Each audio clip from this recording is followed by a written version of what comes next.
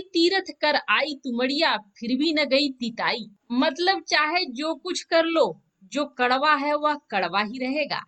अगर चीन धूर्त है तो वह धूर्त ही रहेगा। हर मौके का फायदा उठाना चाहता है चीन, या फिर ये कहे कि ये सारी पूरी प्लानिंग के साथ कर रहा है।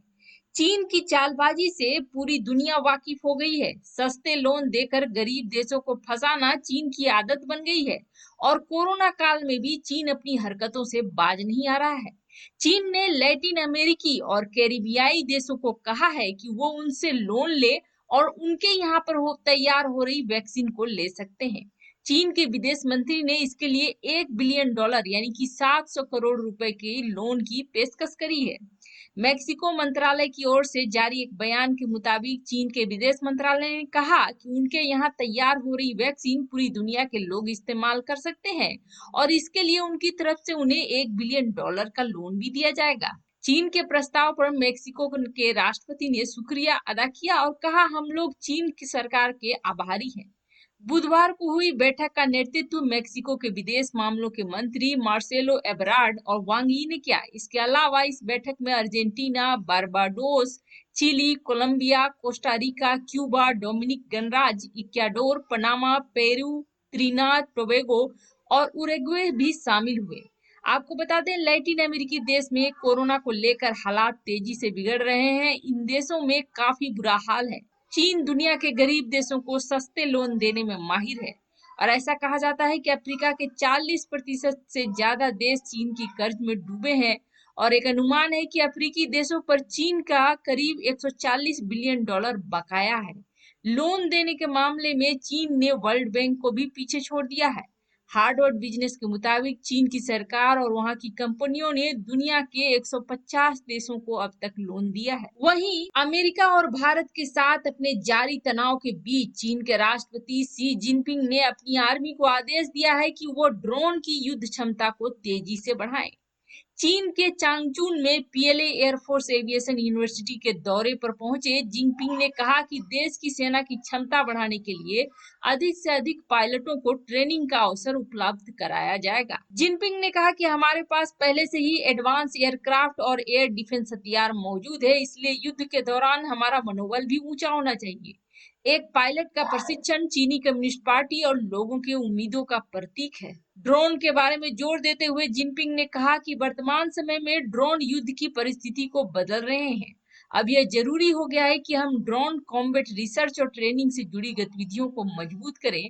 चीनी सैन्य विशेषज्ञ का कहना है कि चीन की पीएलए एयरफोर्स तेजी से अपनी क्षमता को बढ़ा रही है, और इसके लिए उसे बड़ी संख्या में फाइटर पायलटों की जरूरत होगी। यह भी कहा जा रहा है कि हाल के दिनों में जासूसी या हवाई कार्रवाई के लिए ड्रोन का उपयोग तेजी से बढ़ा है। ऐसे में कोई भी देश ड्रोन की ताकत का अनदेखा नहीं कर सकता है। इन दिनों साउथ चाइना सी में अमेरिका और चीन के बीच हवाई गतिविधियां भी काफी चरम पर हैं। आपको बता दें, इसके साथ ही भारत ने भी काफी बड़ी संख्या में इजराइल को ड्रोन का ऑर्डर दिया है। भारत भी इस चीज को समझता है कि आने वाले दिनों में चीन इस तरह की कोई हरकत कर सकता है, इसलिए जवाबी कार्रवाई के लिए पहले से ही भारत तैयार रहना चाहता है। इजराइल के हेरोन को भारत की सेना में पहले ही शामिल किया जा चुका है। अब और भी ज्यादा ड्रोन इजराइल से मंगाया जा रहा है। कहते हैं, अगर कोई लड़ाई जीतनी हो तो सबसे पहले शत्रु की मजबूती और शत्रु की कमजोरी दोनों को देखना चाहिए। हालांकि चीन ने अभी तक कोई बड़ी लड़ाई नहीं लड़ी है, इसलिए चीन के बारे में कुछ भी कहना मुश्किल है, लेकिन ऐसा कहा जाता है कि चीन की टेक्नोलॉजी काफी उन्नत है और उसके हथियार भी काफी उन्नत है। ऐसे में जवाब देने के लिए भारत के पास उसी तरह के हथियार और उसी तरह के टेक्नोलॉजी होनी चाहिए। अब अचानक से इतनी जल्दी तो ये सारी चीजें पैदा नहीं हो सकती है। 70 साल में जब इस दिशा पर कोई काम किया ही नहीं गया, तो 4-6 महीने में क्या काम हो जाएगा। लेकिन जरूरत तो है, क्योंकि लड़ाई अभी हो रही है। लड़ाई होने के लिए 10 साल नहीं है। ऐसे में भारत क्या कर सकता है? भारत ने रूस से 400 के लिए दबाव बनाया, वह तैयार भी हो गया कि अगले 6 महीने में वह S-400 दे देगा। लेकिन भारत में उसको ऑपरेट करने के लिए टाइम लगेगा, उसको समझने के लिए, उसको चलाने के लिए टाइम लगेगा। ऐसे में भारत के पास वक्त नहीं है। लेकिन इन सब के बीच यह खबर आ रही है कि भारत को जो सबसे ज्यादा जरूरी चीज है, एयर डिफेंस सिस्टम, वह मिल चुका है और भारत की सीमाओं में तैनात होने जा रहा है। हालांकि इसकी आधिकारिक घोषणा नहीं हुई है, लेकिन एएनआई जो कि एक विश्वसनीय सूत्र है न्यूज़पेपर का, उसने इस चीज को कहा है। अगर उसने इस चीज को कहा है तो इस बात में जरूर सच्चाई है। लेकिन यह खुलासा नहीं हो रहा है कि यह कौन सा सिस्टम है और किस देश ने दिया है। लेकिन मोटे मोटे तौर पर लोगों का शक जा रहा है अमेरिका की तरफ। अमेरिका ने अपना थर्ड सिस्टम शायद भारत को दे दिया है, जो भारत ने धीरे धीरे सीमा पर लगाना शुरू कर दिया है। अगर भारत ने थाड को अपनी सीमा में लगाया है तो ये मान लीजिए कि चीन की तो क्लास लगने वाली है। चीन थाड से बहुत तरीके से चिढ़ता है और इसके चिढ़ने के क्या कारण है वह तो चीन ही जाने। लेकिन एक बार दक्षिण कोरिया और उत्तर कोरिया में जब विवाद बढ़ा और दक्षिण कोरिया अपनी सीमा पर थाड लगाने लगा अमेरिका की सहमति से, तो चीन बहुत बौखलाया था और चीन ने दक्षिण कोरिया को चेतावनी दे दी थी कि अगर तुमने थाड लगाया तो बहुत बुरा होगा। हालांकि वह मामला वहीं निपट गया था क्योंकि अमेरिका बीच में आ गया था और दक्षिण कोरिया ने थार्ड मिसाइल को लगा दिया। अभी भी वो वहां तैनात है। यह इस बात का सबूत है कि चीन बहुत ज्यादा चिढ़ता है या डरता है थार्ड से। अमेरिका ऐसा कर सकता है।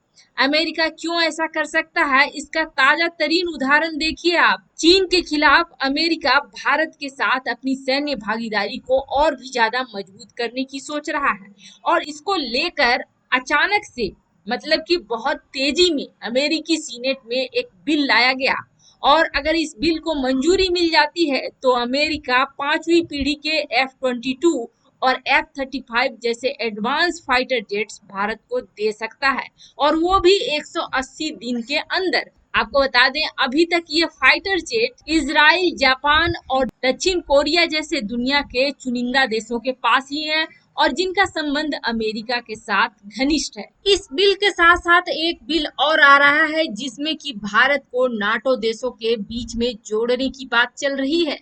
यानी कि कुल मिलाकर चीन के खिलाफ अमेरिका की तैयारी भारत के साथ बहुत बड़ी है। भारत को अमेरिका के वैसे टेक्नोलॉजी जो कि काफी गुप्त रहते हैं और वैसे उपकरण मुहैया कराया जाएगा अगर यह बिल पास हो जाता है तो, और साथ ही साथ इजराइल और न्यूजीलैंड के साथ नाटो प्लस देशों में इसको शामिल भी किया जाएगा। अमेरिका ने एक बड़ा कार्ड खेलते हुए अब तिब्बत पे लगाया है अपना दाव। तिब्बत जो चीन की दुखती रग है, बरसों से वैसे तो तिब्बत को विश्व की शक्तियों ने नजरअंदाज कर दिया था। आज उसी तिब्बत के लिए ज्यादातर विश्व की शक्तियां खुलकर सामने आ रही हैं। अब पहली बार तिब्बती सरकार जो निर्वासित है उसको अमेरिका ने आर्थिक मदद करने की पेशकश की है। अमेरिका ने तिब्बती सरकार का अहम हिस्सा माने जाने वाले सेंट्रल तिब्बतन एडमिनिस्ट्रेशन को $1 मिलियन की मदद देने की पेशकश की है। लेकिन इसके पीछे कारण क्या है, तो इसके पीछे कारण ये है कि तिब्बती समुदाय जो कि स्वायत्तता के लिए लड़ रही है उसको आर्थिक रूप से मदद करना और चीन की दुखती रग को दबाना। ऐसा पहली बार होगा कि अमेरिका तिब्बत के स्वतंत्रता के संघर्ष के लिए सामने आकर पैसे दे रहा है। भारत को इस सहायता के लिए अपनी स्वीकृति देनी थी और भारत ने बिना किसी विरोध के इसकी स्वीकृति दे दी।